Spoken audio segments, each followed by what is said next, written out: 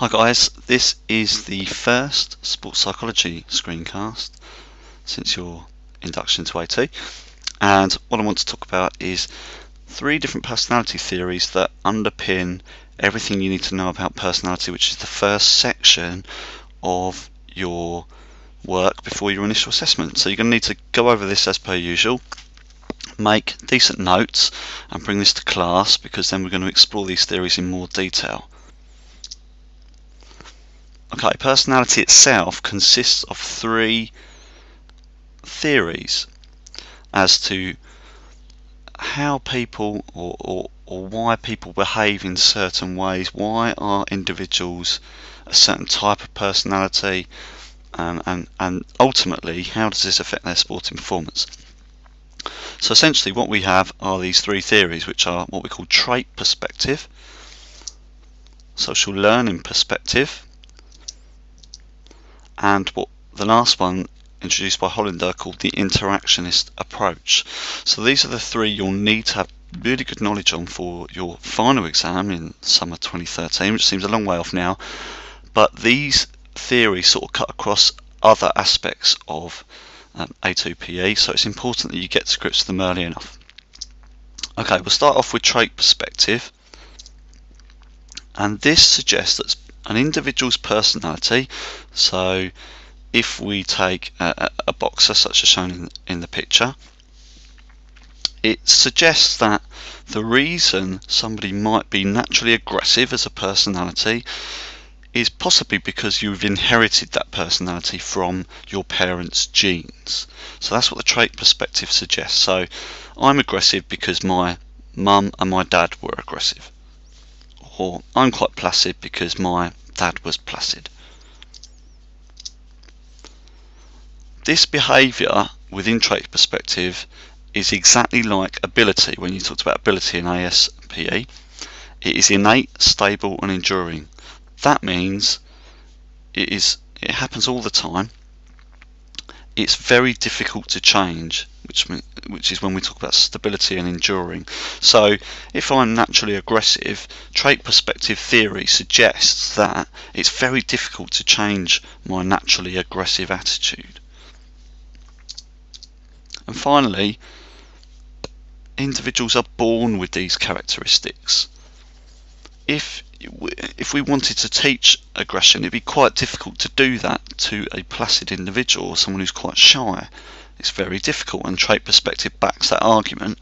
Whereas if you naturally got some sort of aggression, it carries through within your sporting performance. So it's very natural, genetic, comes from outside factors. That's trait perspective in a nutshell. Boxing is a great example of that. To be good at boxing, you might need some natural aggression within your personality features.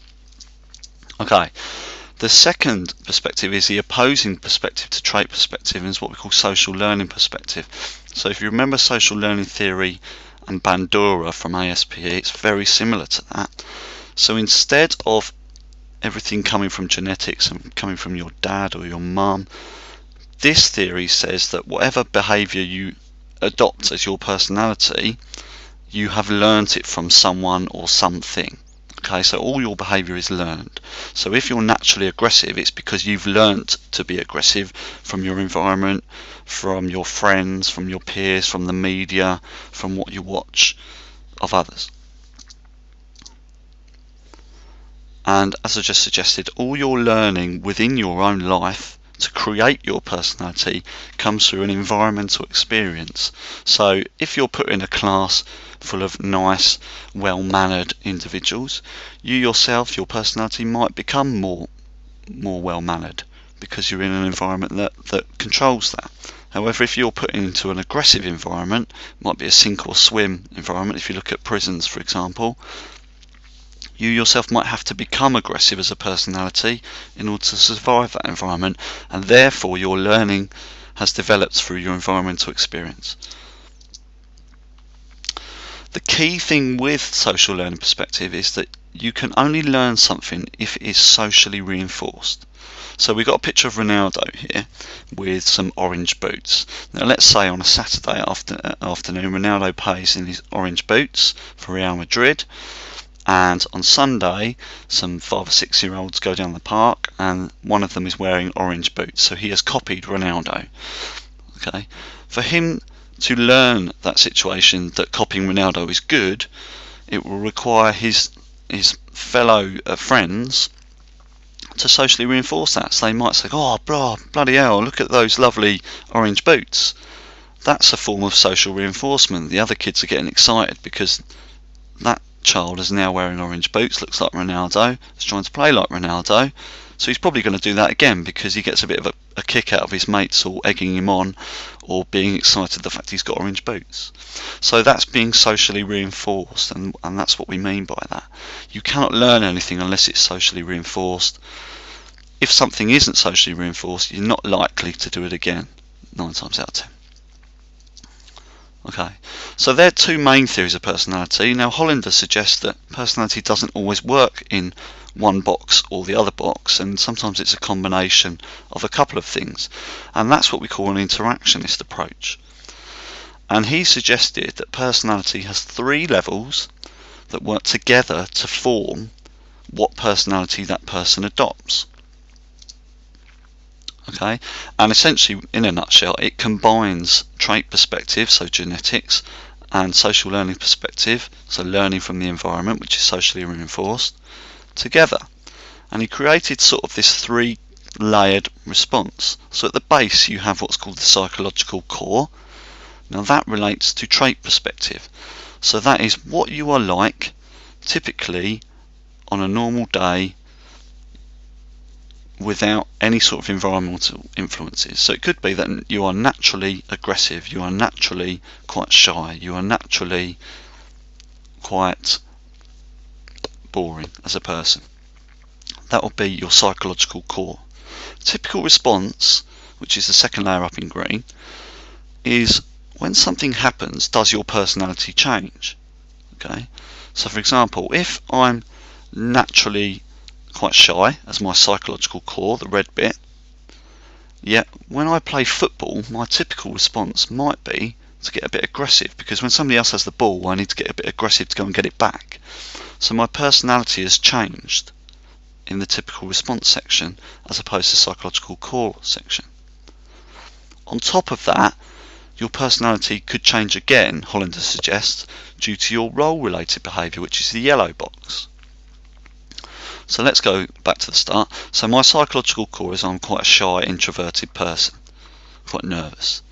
I go into a game of football and I become a lot more aggressive, which is my typical response because I'm after the ball, want to get competitive. However, the coach then decides that I should become the captain of the team. So my personality might change again. So my role-related behaviour, the bit in yellow, suggests that I might be a little bit more caring and understanding to my teammates in that situation. So my personality has adapted because of my role as a captain. Good example of this is someone like Sir Chris Hoy. So Sir Chris Hoy, if you've ever seen him interviewed, he's a very kind, relaxed, introverted character. Not necessarily quite shy, but he keeps himself to himself. So in picture A, that is his psychological core, so it matches up to the red box.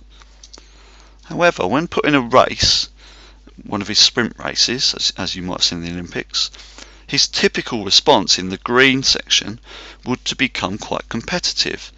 He becomes very extrovert. So from being a shy character or an introvert in box A, he's become very competitive. His personality has changed. And this year, in the Olympics, he was asked to take the flag and become captain of the British Olympic team. And so therefore his role has changed. He's seen as an ambassador. He has to become more responsible to the other individuals within the camp. He might go and look after some of the newer, younger athletes. So his personality has to adapt again. So this is a very good example of how personality can change through the interactionist approach, as opposed to just saying in a trait approach, well, Sir Chris Hoy, you're always an introverted character, so when you play sport you're going to be introverted, when you take the captaincy of Great Britain you'll be introverted. So it offers a contrast to that.